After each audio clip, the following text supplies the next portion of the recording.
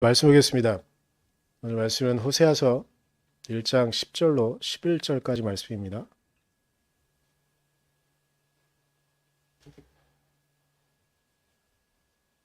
호세아서 1장 10절로 11절까지 말씀 우리 같이 보도록 하겠습니다. 그러나 이스라엘 자손의 수가 바닷가의 모래처럼 많아져서 얼마나 되는지 아무도 되어 보거나 세어 볼 수 없을 때가 올 것이다. 그때가 되면 사람들이 너희를 로암미라고 부른 땅에서 살아계신 하나님의 자녀라고 부를 것이다. 그때가 되면 유다 자손과 이스라엘 자손이 통일을 이룩하여 한 통치자를 세우고 땅에서 번성할 것이다. 그렇다. 이스라엘의 날이 크게 번창할 것이다. 아멘.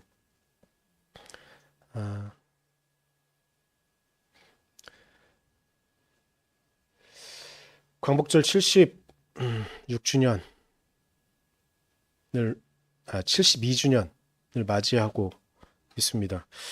우리의 감각과 우리의 느낌은 어떻게 되어지는지 궁금하기도 합니다. 잠깐 헷갈리는데 76주년 맞나요? 76주년이죠?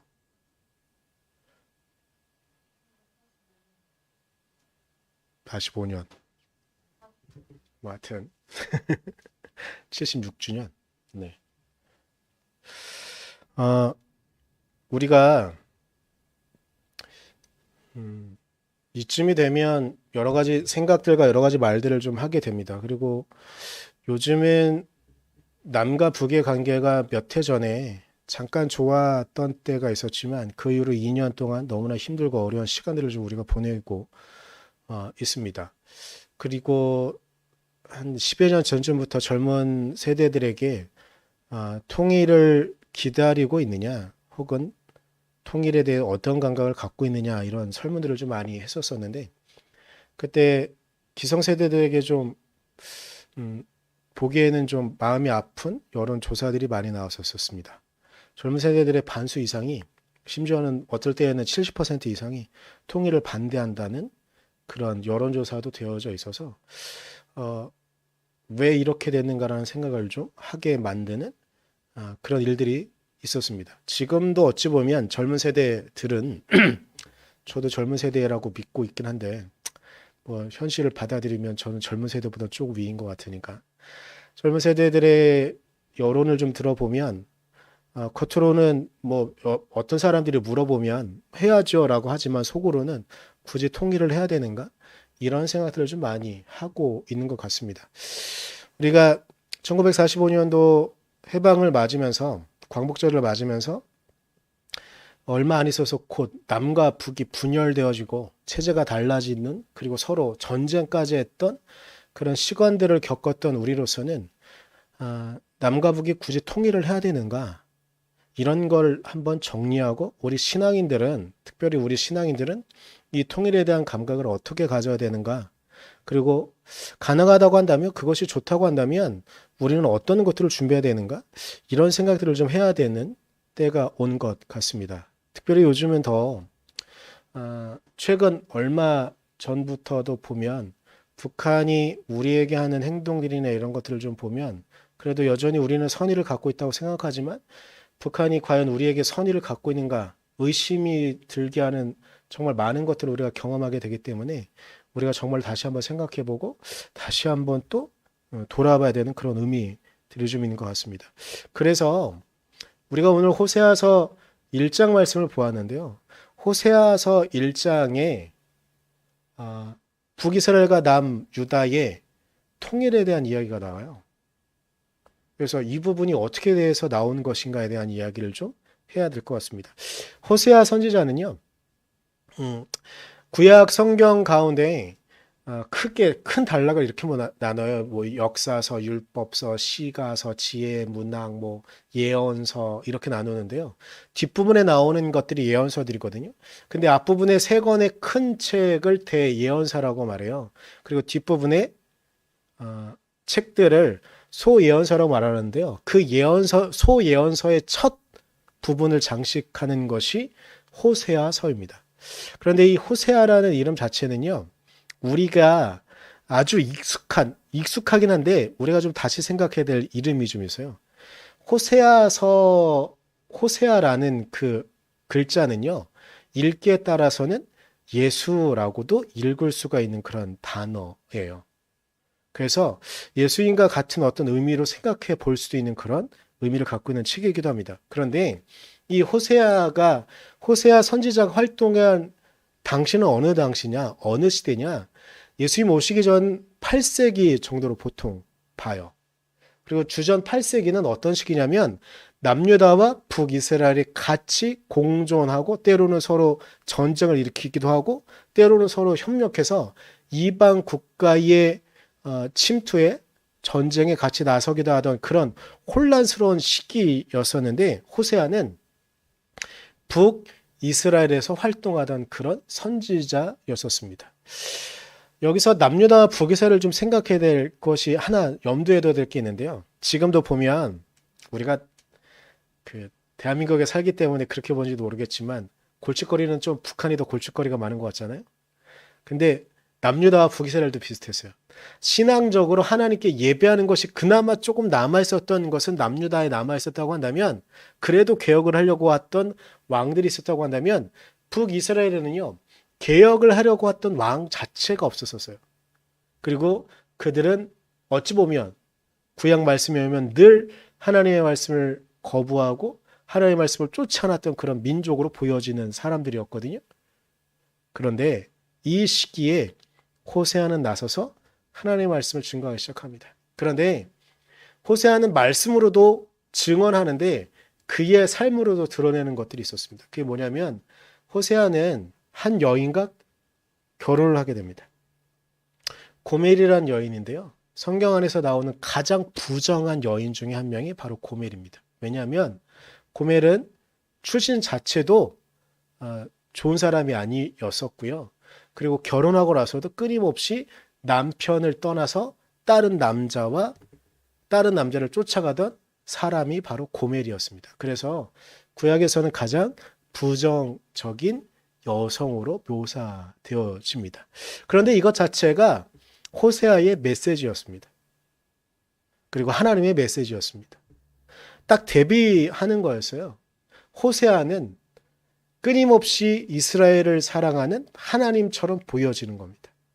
그리고 호세아의 아내였던 고멜은 끊임없이 하나님의 말씀을 멀리하고 도망갔던 이스라엘 백성, 단순히 북이스라엘의 백성만 말하는 게 아니라 남유다에 있던 지도자들, 그리고 하나님의 말씀을 따르지 않는 제사장들, 하나님의 말씀과 상관없이 살아가는 수없이 많은 그 땅의 백성들을 모두 다 아우르는 그런 모양들이었습니다.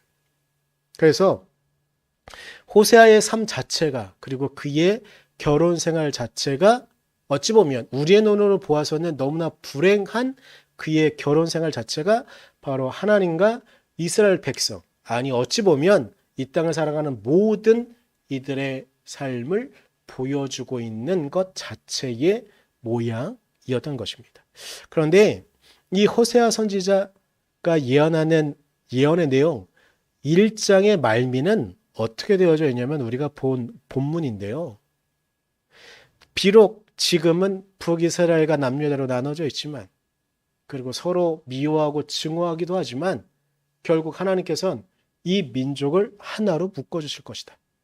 한 지도자가 나서서 그 지도자가 이 민족을, 남유다와 북이스라엘로 분열되어져 있는 이 민족을 하나의 국가로 통일시키실 것이다 라는 내용을 담고 있는 것입니다.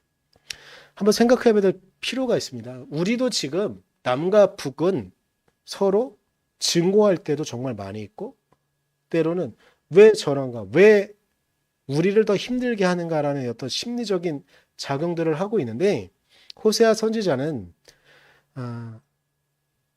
주전 8세기에 그리고 남과 북이 분열되어져 한참을 지내왔던 이 시기에 그래도 우리는 다시 하나로 통일이 될 것이라는 꿈을 말해주고 있는 것입니다. 과연 우리는 이 호세아를 통해서 우리에게 알려주는 이 메시지를 다시 생각해 볼 필요가 있을까요? 그리고 통일은 정말 우리에게 필요한 것일까요? 호세아는 하나님의 말씀을 증거하면서 결국은 남과 북이, 북과 남이 통일될 것이라고 이야기하지만, 그리고 우리가 성경의 역사만 보아서는 이스라엘 백성은 남과 북으로 통일되어지지 못했었어요. 하지만 지금은 거대한 역사 속에 지금은 북이스라엘과 남유다의 경계는 그렇게 지금 이스라엘 백성들에겐 이스라엘이라는 국가에겐 큰 의미가 없는 것이죠. 결국 그들은 통일을 이루긴 했어요. 그럼 우리도 그런 것들을 꿈꿀 수 있는가? 여러분들의 생각은 어떤지 궁금합니다. 우리는 이것들을 좀 보기 위해서 창세기에 나오는 첫 부부의 이야기를 좀 한번 꺼내봐야 될 것 같습니다. 창세기 2장 18절에는요. 아담을 보시면서 하나님께서 하시는 말씀을 소개합니다. 창세기 2장 18절에 이렇게 말씀하십니다. 남자가 혼자 있는 것이 좋지 않으니 그를 돕는 사람 곧 그에게 알맞은 짝을 만들어 주겠다라고 말씀하십니다. 혼자 있는 게 더 편한 것도 같은데 우리 요즘 대한민국 얼마 전에 그 경제지표나 이런 게 나왔는데 이 경제지표를 취합하고 통계를 발표하는 중에 처음으로 대한민국이 일본을 앞섰거든요. 이런 날이 올 거라고는 상상을 못 했는데 지금 대한민국 되게 잘 나가요. 세계적으로는. 그리고 지금 대한민국을 힘들게 하는 코로나도 대한민국이 어느 나라보다 가장 잘 통제를 하고 있고 사망자도 어느 나라보다 비율로 적고 막 이래요. 놀라운 것들을 보여주고 있어요. 그런데 이런 상황 가운데 혼자 있는 게 아니라 굳이 북한이라는 파트너가 필요할까? 그런데 하나님께서는 아담이 혼자 있는 것이 좋지 않다고 말씀하십니다. 남자가 혼자 있는 것이 좋지 않다. 이 말은 남자라는 표현보다는 아담이라는 표현을 좀 쓰고 싶어요. 아담이 혼자 있는 것이 좋지 않으니. 왜 아담이라는 표현을 제가 굳이 쓰냐면 아담이란 단어 자체가 바로 사람이란 뜻을 갖고 있거든요. 그래서 사람이 혼자 있는 것이 좋지 않다. 그를 돕는 사람. 물론 여기에서 남녀로 이야기하는 것이지만 또한 모든 사람들이 같이 하는 것이 좋다고 말씀하시는 것이죠. 왜 혼자 있는 것이 좋지 않을까요?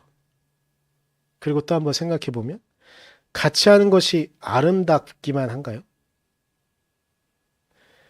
현대에 여러 가지 모양들 가운데 대한민국의 특징들을 표현하는 몇 가지 사실들 중에 하나는 특히 젊은 세대들, 아마 저희 세대에도 그런 성향들이 있었지만 무시당했던 것 같아요. 하지만 일단 많은 사람들이 겪는 것 중에 하나는 뭐냐면 사람들과의 관계를 너무나 힘들게 경험하고 힘들게 느낀다는 겁니다.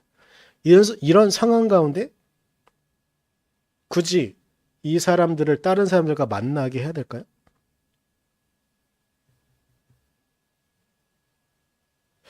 아마 다른 사람들과의 관계가 힘든 건 관계 속에 일어나는 미묘한 감정의 교류. 근데 그게 자신에게 유익도 되지만 때로는 우리에게 수없이 많은 상처를 주기 때문에 그 관계에 들어가는 것을 두려워하고 무서워하는 것인지도 모르겠습니다. 어찌 보면 첫사람 아담이 혼자 있던 것은 누군가와 관계 맺는 것이 힘들고 버거웠던 것은 아닐까요? 자신을 깎아내기는 참 싫었던 것은 아닐까요? 다른 누군가와 또 맞추는 것은 힘들고 부담스러워서 그런 것은 아니었을까요? 근데 우리도 또한 이 땅을 살아가면서 누군가 새로운 사람과 만나고 그와 이야기하다 내가 원하는 반응이 나오지 않으면 우리는 저 사람은 나랑 안 맞는가 보다 생각하는 경우가 정말 많지 않을까 싶습니다. 그런데 문제가 있습니다. 그렇게 나와 맞지 않는 무엇인가 들춰지고 보여지면서 관계를 조금씩 멀리하다 보면 인간의 가장 큰 질병에 빠지게 됩니다. 인간을 가장 큰 좌절에 빠뜨리는 질병에 빠지게 됩니다. 그것은 바로 외로움이라는 것입니다. 인간이란 존재는 절대 강하지 않습니다. 인간이란 존재는 결코 혼자로서는 절대로 위대해질 수 없는 그런 존재적인 한계를 갖고 있습니다. 그래서 항상 외롭습니다. 예전에는 대중 속에서도 외로움을 느낀다라는 말로 표현하기도 했을 정도로 인간이 갖고 있는 본성이 얼마나 나약한지를 드러내고 있는 그런 말일 겁니다. 군중 속의 고독. 그런데 우리가 우리의 마음에 맞는 누군가만을 찾다 보면 문제가 생깁니다. 내 마음에만 맞는 사람, 내 마음에만 정말 좋은 사람, 그 사람들만 만나다 보면 생기는 문제가 있으니 그것은 바로 그렇게 마음에 딱 들었다고 생각했던 그 사람도 어느 순간이 되면 분명히 나와 다른, 그리고 내가 감당하기 어려운 무엇인가가 톡 튀어나올 수 있습니다. 딱 한 명만 남겨놨는데 또 튀어나올 수 있습니다. 아담의 첫사람도, 첫 부부도 그랬습니다. 여자가 선악과를 먹었습니다. 근데 그 선악과를 먹고 자기만 범죄를 저지르면 상관없는데 그걸 자기에게도 줬어요. 아담에게도. 그래서 그걸 먹었어요. 그래서 이야기합니다. 하나님이 물어봐요. 너 왜 그랬냐? 자기가 먹었는데 핑계대죠. 저 여인이 나에게 줬습니다. 우린 그렇게 탓하고 싶은 거죠. 그럼에도 이 두 부부는 부부로 살아야 할까요? 그렇게 상처를 내고 정말로 아름다운 에덴 동산, 모든 사람들이 꿈꾸는 에덴인이라고 묘사되어지는 천국과 같은 그 땅에서 짝을 맞춰 살다 보니 쫓겨났습니다. 우리도 이 땅을 살아갈 때 누군가 만나고 누군가 이야기할 때 나와 맞지 않는 수없이 많은 부분들이 있습니다. 그것들을 하다 보니 우리는 이상적으로 생각할 땐 마치 지난주에 제가 백설공주 말씀드렸는데 왕자와 공주가 만나서 평생 행복하게 살 줄 알았더니 살다가 서로 너무 믿고 너무 질투하고 너무 내 마음을 몰라서 왕자와 공주는 왕국을 뛰쳐나올 것 같고 아담의 첫 부부는 에덴을 쫓겨난 삶을 살아가는. 그런데 그럼에도 불구하고 우리는 같이 하는 것이 좋을까요? 하나님의 말씀대로 혼자 있는 것이 보기 좋지 않다? 혼자 있는 것이 좋지 않다. 말씀하셨으니 그렇게 하긴 하는데 정말 그렇게 같이 하는 것이 의미가 있을까요? 우리는 심각하게 생각해 봐야 됩니다. 다시 그래서 우리의 통일을 한번 생각해 봐야 됩니다. 북한과 통일을 한다고 한다면 우리에게 유익만 있을까요? 우리에게 이익만 있을까요? 물론 수없이 많은 장점들이 있습니다. 그런데 그 중간중간 과정에 우리는, 특히 대한민국은 한동안 독일이라는 참 강한 국가도 통일하고 난 다음에 그 전에 서독이 그 전에 가졌던 경제 규모를 회복하는 데에 3년에서 5년 정도 걸렸어요. 그것도 준비를 너무나 잘했기 때문에 그 정도밖에 걸리지 않은 거거든요. 그런데 우리도 지금 대한민국 너무 잘 나가죠? 그런데 지금 당장 통일을 한다고 하면 북한을 어느 정도 경제적으로 올려놔야 되기 때문에 수없이 많은 비용이 들 수밖에 없습니다. 그리고 우리가 생각하면 북한과 통일이 되면 북한이 우리 마음대로 할 수 있다고 생각하시죠? 하지만 실제로는 그렇지 않습니다. 북한에 있는 사람들도 통일을 꺼려하는 사람이 많아요. 저놈들 별것도 아닌 것들이 특히 북한 사람들 자존심 되게 강하거든요. 아니 어찌 보면 대한민국 사람들이 자존심이 다 강한 것 같은데, 그러니까 그 한국인들이 자존심이 다 강한 것 같은데, 그래서 우리가 막 뭔가 하려고 하잖아요. 너네 왜 그래? 우리 거 뭐 뺏어가려고 하지 하면서 거부할 겁니다. 그리고 어떤 동네는 어떤 마을은 우리가 뭐 가서 뭐를 건축해 준다고 할 때 그거를 방해하는 사람들도 분명히 있을 겁니다. 사회 체제가 우리랑 너무나 다르기 때문에 우리가 갖고 가서 무엇인가 말해주려고 하고 무엇인가 해주려고 하면 그들은 우리를 의심하고 우리를 이상하게 보고 만들 겁니다. 그리고 거기 안에 있는 지하 자원이 다 우리 거라고 생각하죠? 북한 사람들은 그렇게 생각하지 않습니다. 그들의 것이라고 생각합니다. 중국이 북한에게 잘해주는 이유 중에 하나가 북한이 어느 지역보다도 희토류가 많대요. 희토류라는 거는 그 단어 자체가 희귀한 지하 자원이라는 뜻이에요. 그런데 그만큼 북한에 그런 자원들이 많대요. 그런데 그걸 우리 마음대로 쓸 수 있다고 우리는 생각하죠? 하지만 실제로는 그렇지 않을 겁니다.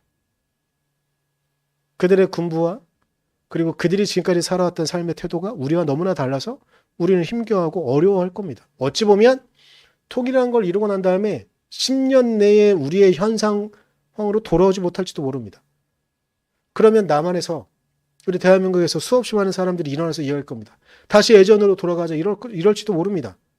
마치 남녀가 만나서 몇 년 동안 지지고 볶고 싸워도 계속 문제가 해결되지 않는 것처럼 통일이라는 것이 이루어지고 나면 그렇게 될지도 모릅니다. 그래도 우리는 통일을 해야 될까요?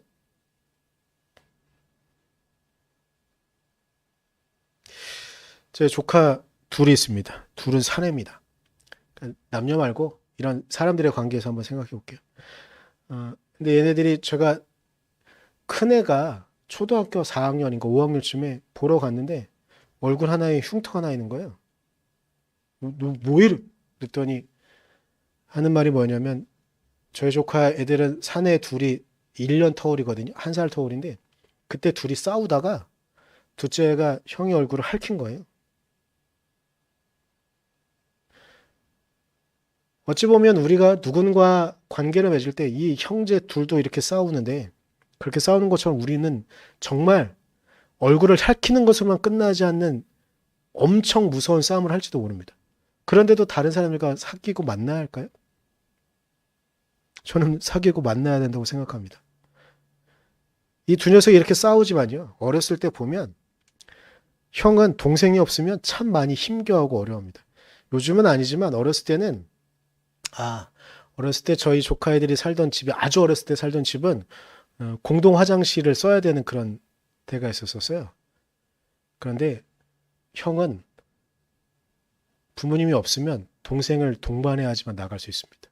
그리고 좀 더 커서 제가 들은 것 중에 정말 재밌는 얘기가 뭐냐면 빌라에 살 때였거든요. 얘네가 아마 초등학교 저학년 때였던 것 같아요.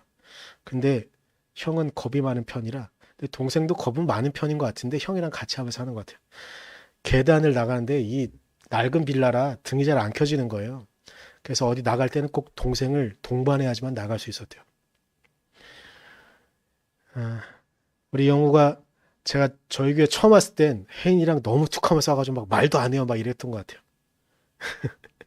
근데 우리 영우도 아마 저희 조카가 겪었던 그런 기간들을 분명히 겪었을 거예요. 하지만 생각해보면 영우가 혜인이가 없으면 얼마나 힘들었을까. 저는 3살 터울에 누나가 있습니다.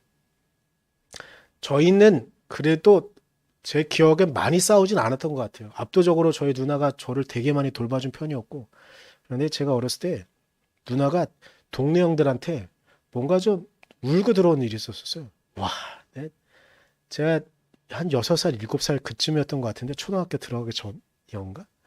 나가서 막 동네 형들하고 말도 안 되는 막 울면서 우리 누나 막 괴롭혔다고 막 싸우고 막 물론 제가 쥐 터졌겠지만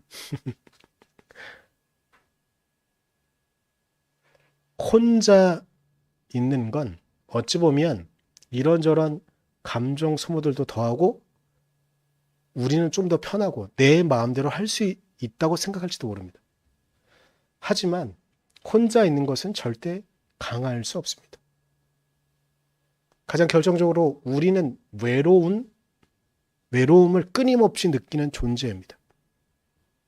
근데 우리가 혼자 있어도 외로움을 덜 겪을 수 있는 이유는 외로움이란 감정을 덜 겪을 수 있는 이유는 내가 당장 도움이 필요한 내가 도움을 청할 수 있는 누군가에게 도움을 청할 때 그 사람이 나를 도와준다는 믿음이 생기면 우리에게 끊임없이 밀려오는 이 외로움을 이겨낼 수 있습니다. 우리 대한민국도 저는 마찬가지라고 생각합니다.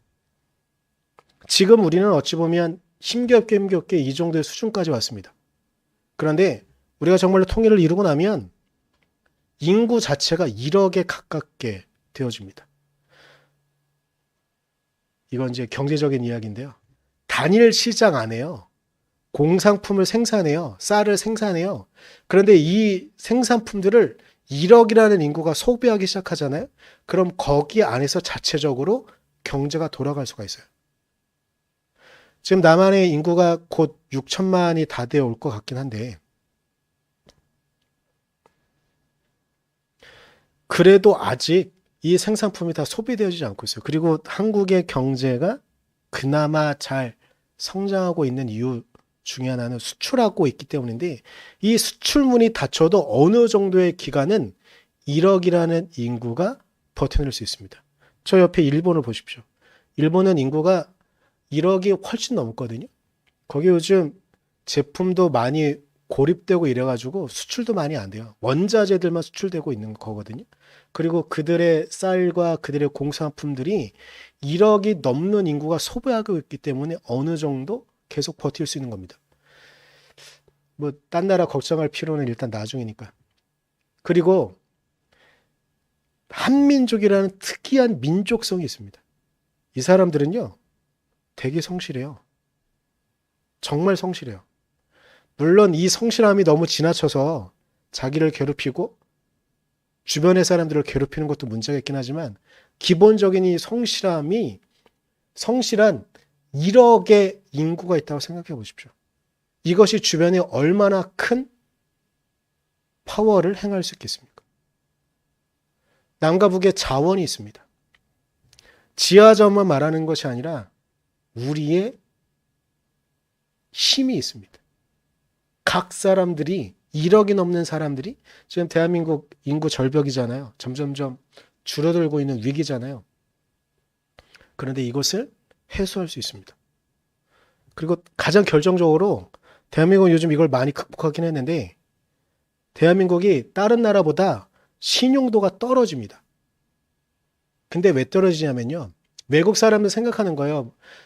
뉴스에 북한이 뭐 미사일을 쐈다 이런 얘기가 듣잖아요. 그러면 그때마다 대한민국에 뭔가를 대출해주고 돈을 빌려줄 때, 금융을 빌려줄 때 전쟁이 터질지 모르니까 빌려주는 대출금의 퍼센테이지가 딴 나라보다 1%, 많을 때는 5% 이상이 비싸게 받으면서 빌려줍니다.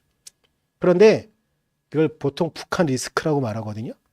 그런데 북한 리스크가 사라지면 다른 나라와 금융거래할 때 이자율 자체가 우리에게 이익을 볼 수가 있습니다. 그것만으로도 이익이에요. 또 남과 북이 통일이 되잖아요. 그러면 남한에서 생산된 걸 북한을 통해서 바로 유럽과 러시아와 중국으로 보낼 수 있습니다. 대륙을 통해서. 지금 수출은 배를 통해서 하는 것이 가장 많습니다. 근데 물류 비용이 많이 들어요.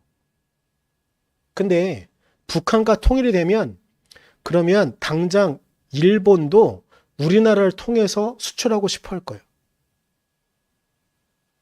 그러면 그 중개 무역에서 일어나는 수없이 많은 이익도 우리가 찾을 수 있습니다. 이건 너무 꿈 같은 이야기인데요. 하여튼간 그래도 생각하고 기대할 수 있는 것들이 있습니다. 그럼에도 불구하고 우리는 통일을 주저해야 될까요? 우리가 가능하다면 통일을 이루어내야 됩니다. 그런데 주변 환경에 의해서 억지로 이루어지는 통일이 아니라 우리가 이룰 수 있는 통일을 이루어내야 됩니다. 그런데 그 중간에 제가 좀 전에 이 땅의 첫 부부에 대한 이야기를 한 것처럼 정말 수없이 많은 아픔과 수없이 많은 고통들이, 이야기들이 분명히 있을 거예요. 통일을 이루고 나면 중국과 닿아 있는 연변에 조선족들이 어떻게 반응할지, 그리고 중국이 또 어떻게 반응할지 알 수가 없습니다. 그리고 지금 되게 중국이 모호해져가지고 우리의 땅 백두산을 자신의 땅으로 점점점 만들려 가고 있는 것들이 있어요. 그럼 그 국경에 대한 문제들도 있습니다.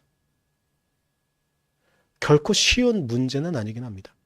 하지만 그래도 우리가 혼자 버티고 있는 것보다 우리가 통일을 이루는 것이 가장 우리에게 큰 도움이 되는 일이라고 믿습니다.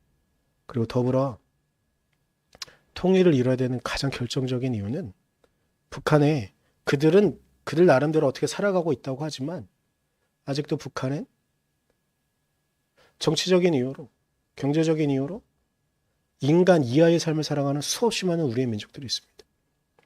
그리고 그곳엔 많은 수는 아니긴 하지만 소수의 사람들이 오늘 우리가 남북 통일 공동기도문을 쓰고 읽었던 것처럼 소수의 지하교회에서 여전히 50년 전의 복음, 아니 70년 전에 그 말씀들을 회상하고 기억하면서 지하교회에서 열심히 어떻게든지 신앙을 지키려고 하는 이들이 있습니다.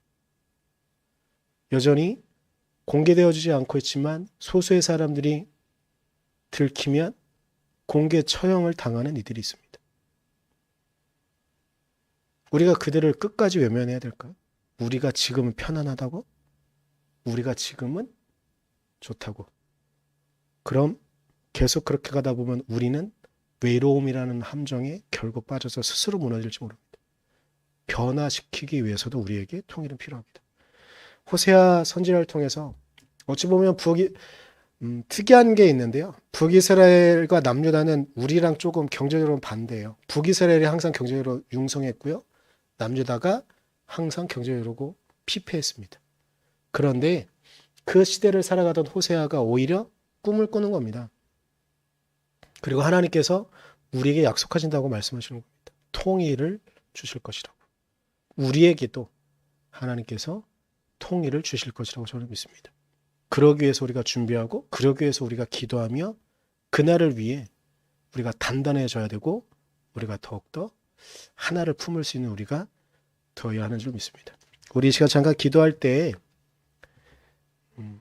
이 땅을 위해서 좀 기도했으면 좋겠습니다.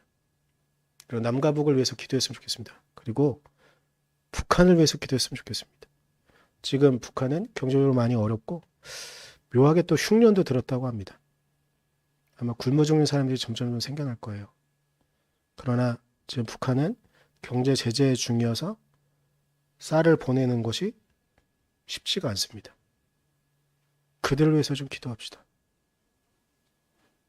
우리 잠깐 북한에 있는 사람들을 위해서 잠깐 기도하고 통일을 달라고 기도하고 제가 기도하고 축도로 예배 마치도록 하겠습니다. 기도하겠습니다. 주님, 하나님, 북한에서 고통받고 있는 이들을 간구하며 기도합니다. 하나님, 오래된 기근과 아픔으로 불어난 제재, 그리고 왕정국가 같은 공산주의 짙은 그들, 그래도 어떻게 살아가고 있긴 하지만 그러나 또 기근이 그리고 코로나가 그들을 다 꺼내고 있어서 두려움이 떨고 있는 일이십니다. 우리 한민족 놓치지 않게 하시고 그들을 위하여 우리가 간구하며 나아갈 수 있도록 하나님 우리를 사용하시고 방법을 찾을 수 있도록 그들을 도와줄 수 있고 그러신 통일을 이루어진 방법을 할 수 있도록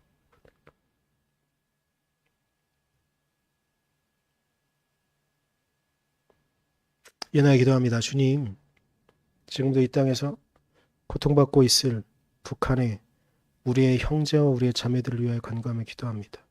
하나님, 북한에 올해 또 흉년이 들어서 기근이 그리고 코로나로 인해 주변에 있는 모든 길들을 막고 있어서 도움도 받기 어려운 그런 상황.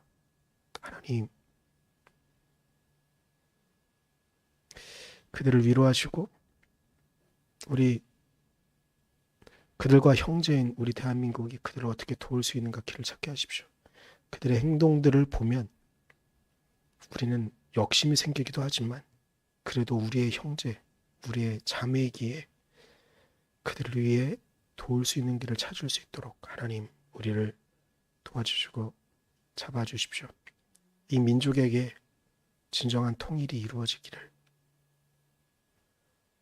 우리 혼자는 결코 살아갈 수 없는 우리 개인인 것처럼 우리 형제가 저 위에 있는데 통일을 이루지 못하고 있는 상황 가운데 우리 그들이 비록 미울 수 있지만 그들의 지도자들 그들의 군부가 미울 수 있지만 그래도 끊임없이 그들을 위하여 기도하며 통일을 위하여 기도하며 통일을 준비하는 교회 되어지도록 하나님 우리를 붙잡아 주시고 이끌어 주시옵소서.